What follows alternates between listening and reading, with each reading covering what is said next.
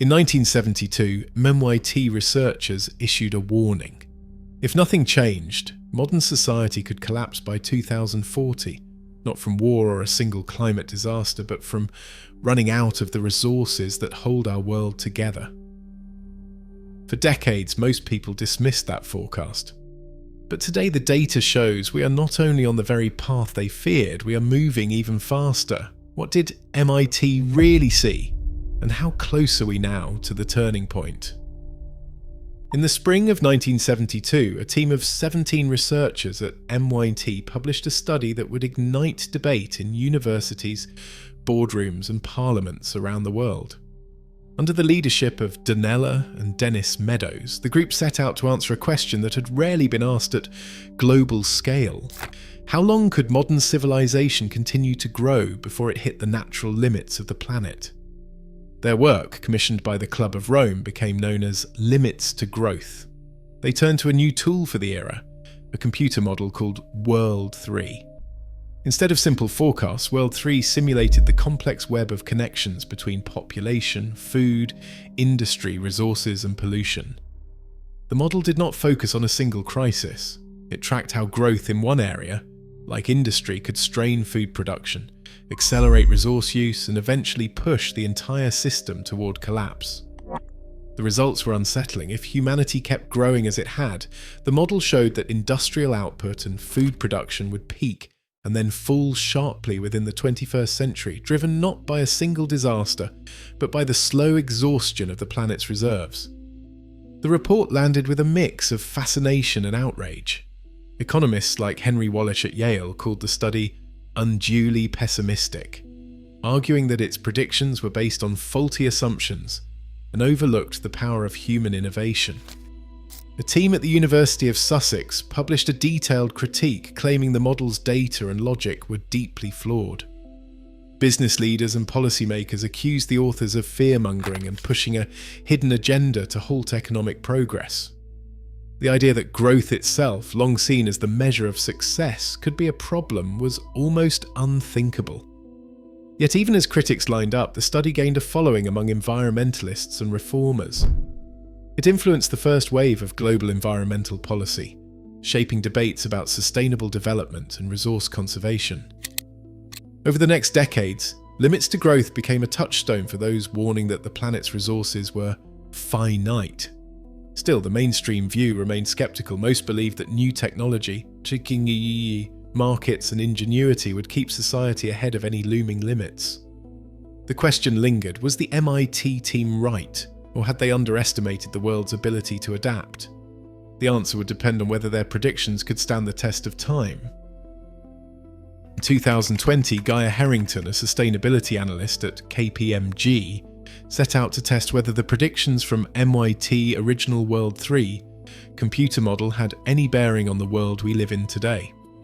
Harrington's work, published in the Yale Journal of Industrial Ecology, took the bold step of comparing nearly 50 years of real-world data on everything from population and food production to pollution and resource extraction against the model's projections.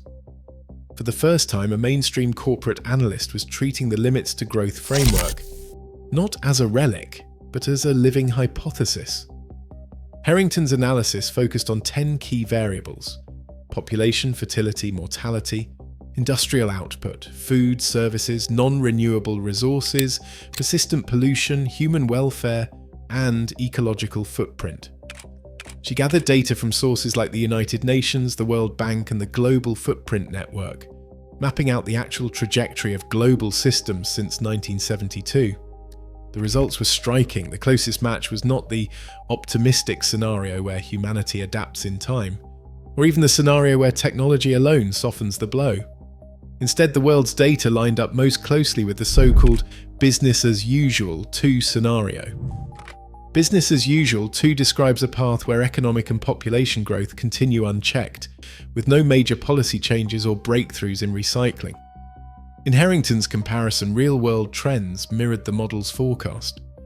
Industrial output and food production rose steadily through the late 20th century, but the rate of growth began to slow during the decade from 2010 to 2019. Resource extraction and pollution kept climbing while fertility rates declined and signs of strain appeared in agriculture and industry. According to Harrington, the pattern was clear. Growth was approaching its limits, just as the model had predicted. The business as usual. Two scenario unfolds in a sequence. Pollution builds up as recycling remains too costly to scale. Industrial output hits a plateau and food production falters. These pressures feed into each other, creating a feedback loop that drags down living standards and strains social systems. Harrington's data showed that rather than falling behind the MIT model's predictions, global society was tracking the worst-case scenario. If anything, it was slightly ahead of schedule. The implication was hard to ignore. The model's warning, dismissed for decades, was now backed by empirical evidence from the world outside the computer lab. Harrington's study did not just revisit an old debate, it reframed the question entirely. This was no longer about theory, but about measurable trends unfolding in real time. The next challenge would be to understand what this alignment means for the years ahead. By 2025, the sense of urgency sharpened. A new team led by Arjuna Nebel revisited the World 3 model, bringing decades of fresh data and more powerful computing to the task. Their recalibration did not offer comfort. The updated runs showed the same pattern as before, but with one crucial difference. The peaks of industrial output, resource extraction, and global population now clustered tightly in the mid-2020s, not decades away. The model's collapse window had narrowed. Instead of a vague warning about some distant future, the data pointed to a specific period, from 2024 to 2030. This was the critical window, the point at which the world's reserves and safety nets would begin to run out. The recalibration process involved more than just plugging in new numbers. The Nebel team adjusted key parameters like how quickly pollution lingers in the environment, how long industrial capital lasts, and how slowly new urban land is developed to better match real-world trends. They found that while certain delays in pollution and land use had bought a few extra years, the fundamental story had not changed. Resource depletion, not pollution, remained the main driver of decline. The model showed that easily accessible reserves, oil, minerals, and fertile soil were being tapped at rates that could not be sustained. Industrial output was set to peak around 2027, with global population following just a few years later. The new data erased any lingering sense that collapse was a problem for future generations. The clock was now ticking in real time. The years from 2024 to 2030 represented the last buffer before the system tipped into decline, with consequences that would ripple through economies, food systems, and daily life. For the first time, the models were not just a warning, they were a countdown. Collapse in the world is not a sudden catastrophe. It is a slow unraveling where daily life changes long before any final tipping point. Economic growth halts, then contracts. Factories close, shelves empty, and the comforts that once seemed permanent, steady power, food variety, modern medicine, become unreliable. By 2040, living standards could roll back a century, not to the Stone Age, but to a world where a middle-class apartment in 2026 feels like a palace compared to what is left.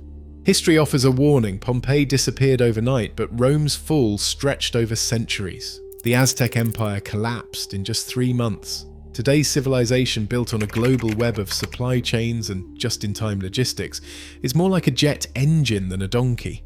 It is powerful, but fragile. One failed part can bring the whole system down quickly. Some hope rests on technology. The comprehensive technology scenario in the model assumes breakthroughs including advanced renewables, efficient recycling, and smarter farming. Even then, growth only pauses for a moment before decline resumes. The model shows that technology alone cannot outpace resource limits. Without a fundamental shift away from growth as the goal, the outcome barely changes. There is an alternative. The stabilized world scenario lays out a blueprint. Cap resource extraction, invest heavily in renewables, cut pollution at the source, and shift focus from economic expansion to human well-being. This path requires policies that prioritize efficiency, not output, and voluntary limits before nature imposes them. The data shows we are close enough to make this choice. but the window is closing. The difference between collapse and stability comes down to decisions made now, not decades from now. Right now, the data shows our choices, not technology, will shape the outcome.